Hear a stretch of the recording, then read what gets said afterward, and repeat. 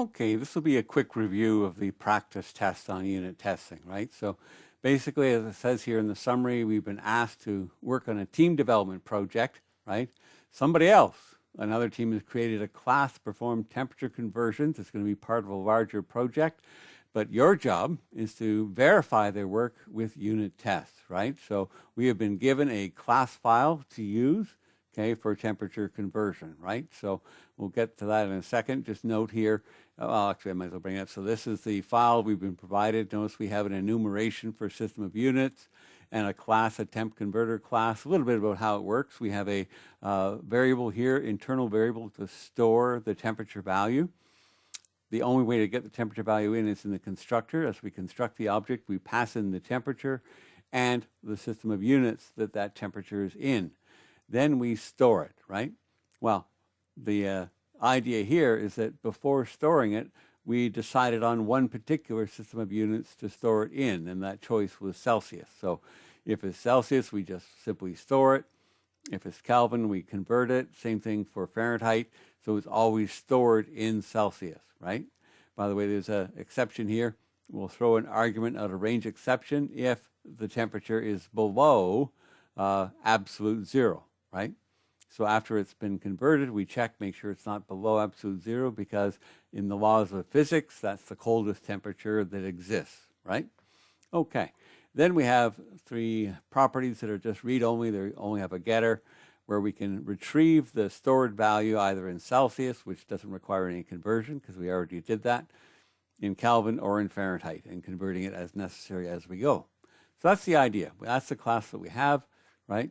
So our job, add a unit test project, and then create some unit tests based on these use cases. Now, for the use cases, somebody came up with the idea of checking some common temperatures, like the boiling point of water, the freezing point of water, and so on. Okay, there's that absolute zero to be concerned about, so a little bit above that is almost like a boundary test, essentially. And then this is kind of a fun one, rating of an Arctic 5-star sleeping bag, which is -40. Ooh, is that a boo-boo? Look at that. -40 Celsius, -40 Fahrenheit. No, it's not a boo-boo. That's actually the point at which the two scales meet, right? It is equivalent. No matter whether you're measuring in Fahrenheit or Celsius, -40 is -40. A little bit of fun here. Hopefully you've read this book, Fahrenheit 451 by Ray Bradbury. If you haven't, I highly recommend you go out and read it. That is approximately, if truth be told, approximately the temperature at which paper will self-ignite, right? It's about book burning, in case you couldn't tell. Anyway, all right, so there's just a few different temperatures to use as use cases. So what we're going to do is we're going to create unit tests where we calculate for Kelvin, Fahrenheit. We might as well do Celsius as well. For all these use cases, when we supply the value in Celsius, right? In other words, given Celsius, make sure you're doing all the conversions properly. Then we'll also do the same 6 use cases if we provide the value in Fahrenheit, okay? And then don't worry about Kelvin. Somebody else is going to worry about that. We don't, just cutting down the repetitive nature of the work here, right? Okay, so that's basically the A part. And then the B part will be some boundary testing, specifically in relation to that absolute zero. All right, so what we're going to do then is I've got our project started here. Hang on one second. Okay, our temp converter library, just stored in a location that makes sense to me, and that's perfectly fine. And we'll just get it up and going. Okay, here we are. So class 1. Now, we have our enumerator, so I'll maybe just reuse this, so to speak. I'll rename the file here to system of units. Sure. Although it's not going to be a class, it's going to be an enum as given in the provided file, right? Kelvin, Celsius, and Fahrenheit. All right, so let's add another class.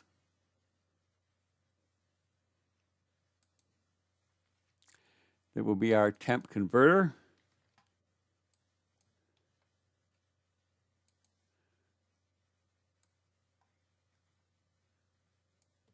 And just copying directly from the supplied class file.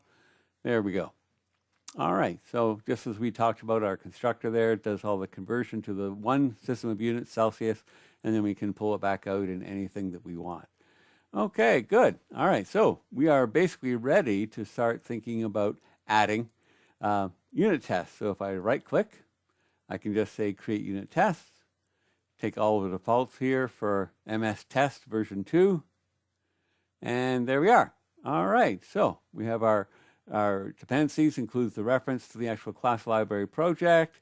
We have our temp converter tests up and ready to go. So we're going to follow along with the actual use cases. So I'm going to call the first use case here A1 Celsius, because we're passing the value in Celsius, right? Good practice to get into the habit of adding like our summary comments. So this is where I'll kind of explain in more human readable form what we're doing here. This is case A1, given 1,000 degrees Celsius, expect these values in the other units, right? Good. All right, so as we have talked about, arrange the AAA, act, and finally assert. Now, of course, if we are setting up a test where we expect an exception, that can be arranged somewhat differently, but this, for the most part, gives us what we're after, right? So in the arrange, I'll get my values here, my Celsius. Notice, of course, the letter M, which does not stand for munchies or millions, right? This basically indicates a decimal value. And then we're expecting K and expecting an F value as shown here, right?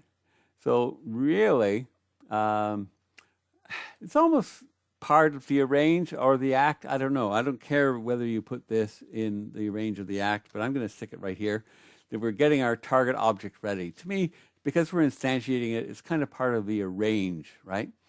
So we get our target object, we create a new temp converter with our given value in C, and our system of units is Celsius, and then that gives us our target. So in terms of acting, what we'll do is we'll go to our temp converter object and pull out the values in all three. I might as well do all three, in Kelvin, Fahrenheit, and Celsius, right? And those are my actual values for each one.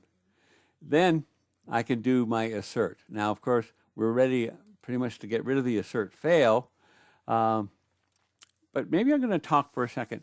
You might say, well, wait a second, that's great, right? We've got everything arranged. We have our initial values, our expected values all defined, and so on. Should we have more than one assert or a single assert? I'm okay with this approach. Some people are super strict and say, no more than one assert in any unit test. We talked about that before. But, to me, to repeat this whole test with the exact same initial values for everything and expected values, just to separate it doesn't make a lot of sense to me. Just be very aware that if there is a failure, right, if in our assert here we don't get an equal value, if any one of them fails, the whole test will fail. By providing this message, the string message, at least we'll be able to say this one failed. But you know what? Just because, say, it fails for Kelvin, it's going to stop. It won't even go on and do the next assert R equal test, right? So it might fail for Fahrenheit as well. It might fail for Celsius as well. Well, that's not very likely since it's stored in Celsius. But anyway, all right. The point is, a failure is a failure, and you'll have to investigate. You'll have to set breakpoints or do whatever is necessary to go through and figure out why your assert is failing, right? Why you're not getting the expected value you think you should, okay? And you'll have to figure that out. But until all of the asserts pass, the test will be a failure. It's just finding out which one fails, or maybe more than one fails. That will take some work on your part. So if you can live with that, as I can, then this is an okay, and it saves, setting up 3 separate tests to separately test Kelvin, Fahrenheit, etc., right?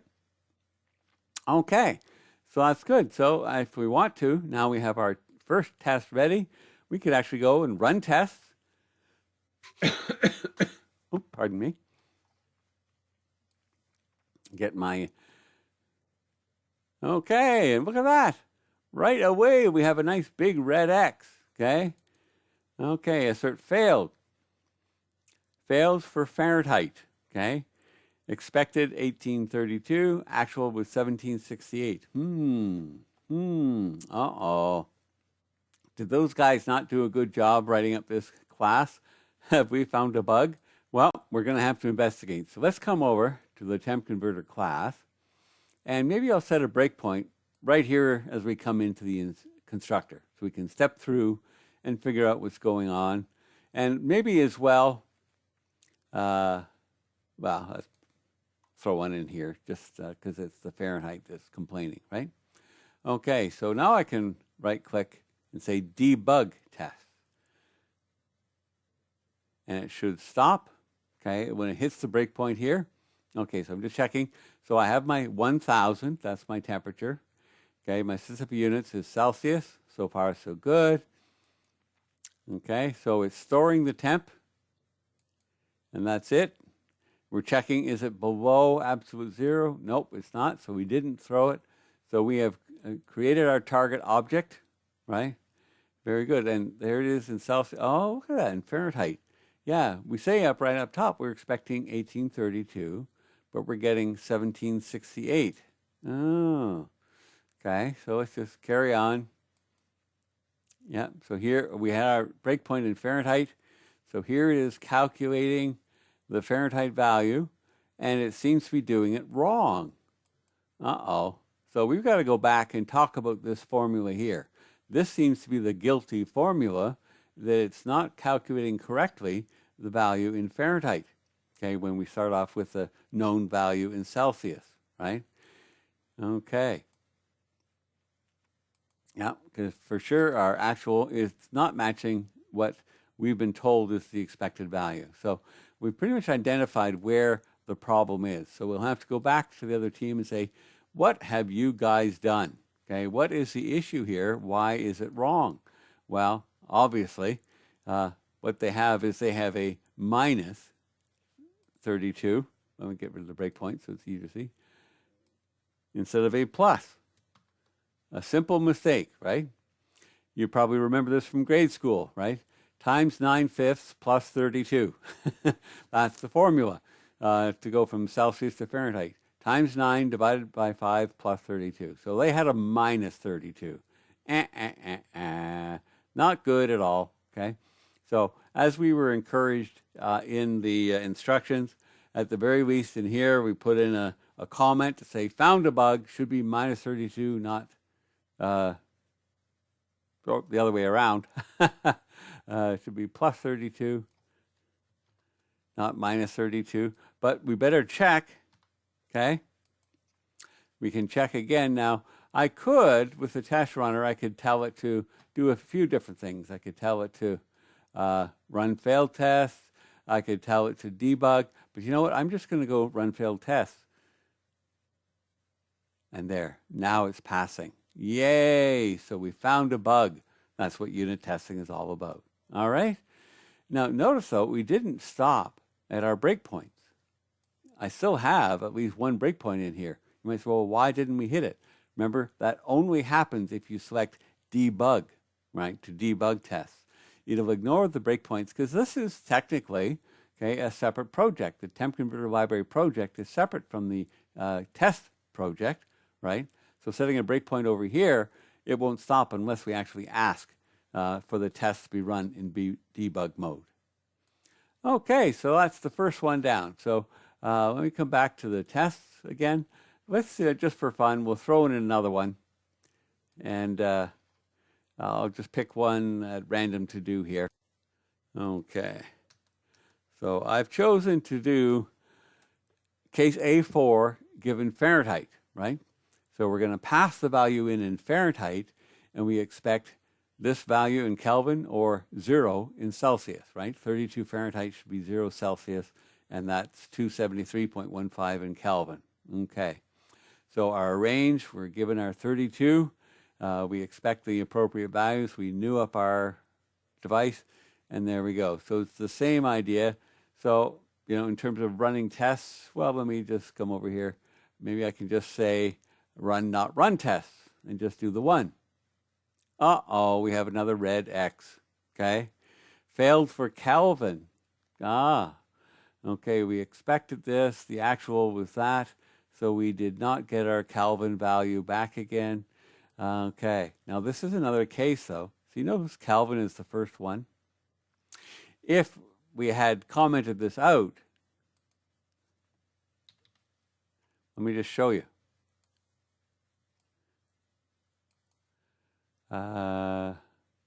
Repeat last run. Look at that. Failed for Celsius, okay? Instead of 32, we have 35.56, right? I just wanted to drive home the point, pardon me, my tongue twister here, that the reason why we got the message about failed for Kelvin is that was just the first one that had a chance to fail. It also fails for Celsius, right? So it's failing on both of those conversions. So let's, once again, come back here. Now I could set a breakpoint and step through, but yeah, maybe I will. Sure, why not? Okay, so let me come back and let's just go debug, test. All right, and now we've stopped here. So there's our 32, and we're in Fahrenheit. So we come along here, system of units, wasn't Celsius or Kelvin, so our else branch is for Fahrenheit, right? And we calculate the value, and of course it should be 32, and it's not. They've done the reverse of the same error they did earlier, right? This is supposed to be minus, okay?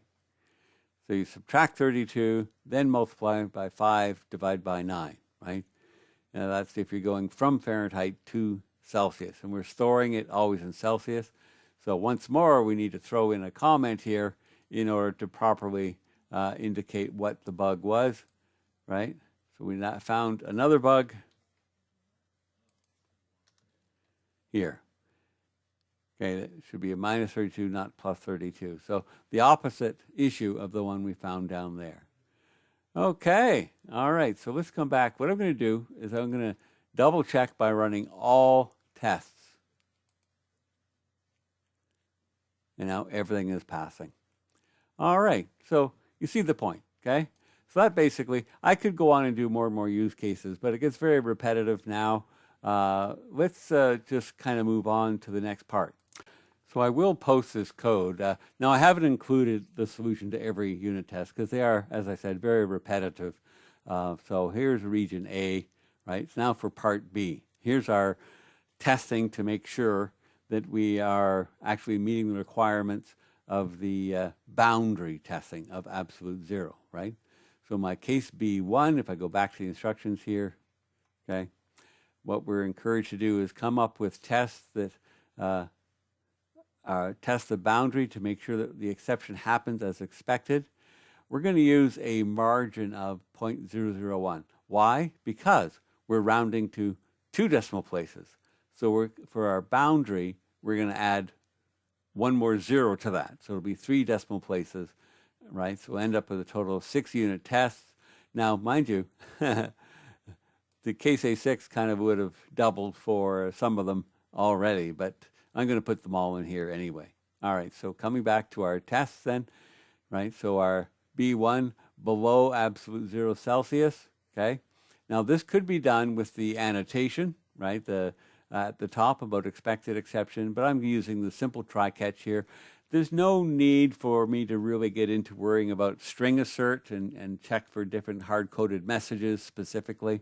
Basically, we're going to catch the argument out of range exception because that's how our class is set up.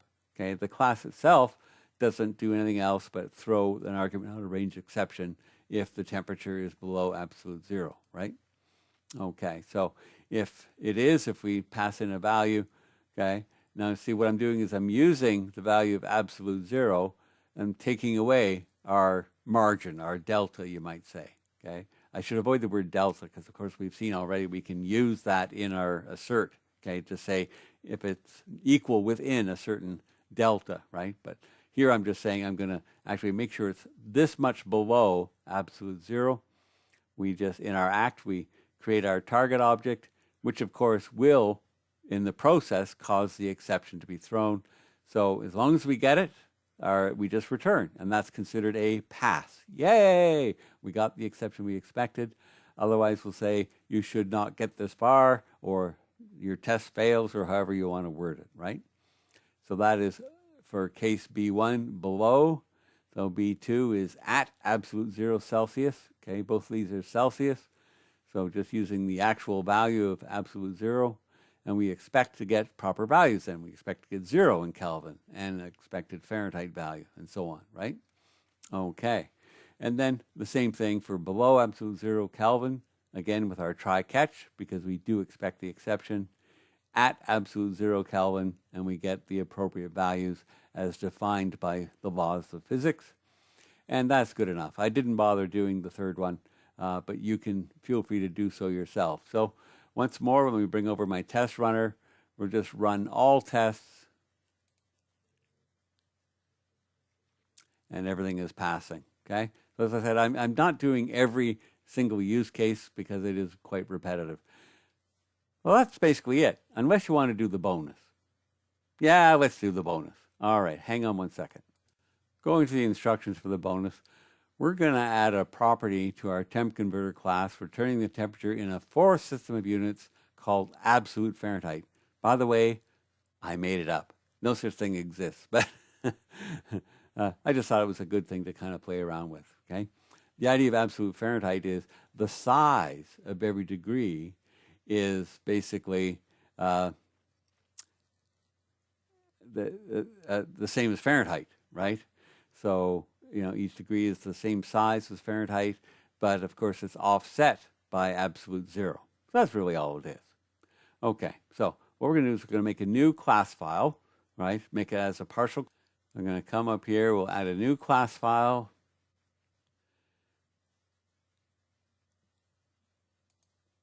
Absolute Fahrenheit. Okay, but make this a partial, public partial class temp converter, and I will give in our new file here, make it exactly the same. So now I'm basically extending the temp converter class. I've used a different name for the class file so I can kind of tell it apart. Okay. Now we are going to use the same system of units here, right? So I just need to add 1 to the enumeration. Oh. Okay, so there's our absolute Fahrenheit added to our system of units. I'll just save that. And away we go. Now with the partial class, one thing about it is we only still get 1 constructor. So I'll have to make a change here in the actual temp converter classes constructor itself, right? So we pass in our temperature, our system of units. We've added ABF to our system of units. But what we have to do here then is add another else. If our system of units is ABF, then we calculate the temperature converted from ABF into Celsius, right? Which is basically the same as the formula here for going from Fahrenheit, because it's the same size of degree. So we have to multiply by 5, divide by 9, but it's just offset by the absolute value of 0 accounted for in terms of Fahrenheit degrees. Okay. All right, so that should work there. So the only thing left is back here in our separate class library file, okay, or partial class, I should say. We're going to add in our additional in ABF, okay, so we can retrieve the value in absolute Fahrenheit.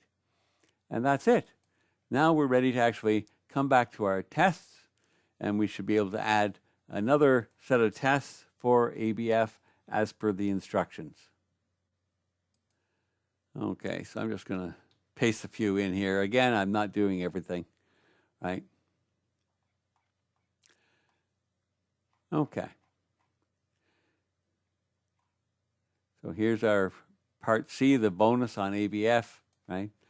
So given our Fahrenheit, expected Kelvin or Celsius, okay, or adding in our new ABF. So that's really all we've done, is we've just increased the number of things we're checking, and we're going to give the feedback with our CERDAR equal on all 4 system of units in this case now, right?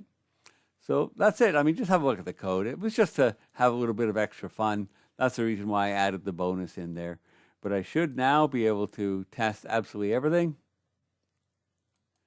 and see if it all works good.